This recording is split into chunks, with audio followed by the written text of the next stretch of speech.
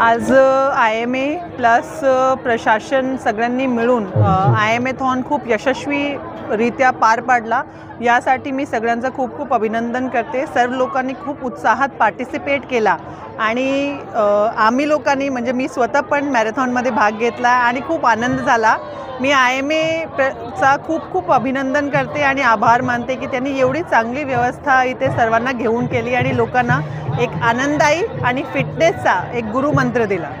IMAथॉन 5 हे आमचं 5वं वर्ष आहे। 5 वर्षापासून यावर्षी आम्हाला खूप उदंड प्रतिसाद मिळाला आहे। जवळपास 7000 पेक्षा जास्त स्पर्धकांनी याच्यामध्ये सहभाग नोंदवला आहे आणि आफ्रिकेतून जे 12 खेळाडू आहेत धावपटू याच्यात धावण्यासाठी आहेत। आम्ही खूप दिवसापासून याचं नियोजन करत असतो आणि एक साधारण स्पर्धेपेक्षा सुद्धा याला एक थोडं उत्सवाचं आमच्याकडे रूप असतं।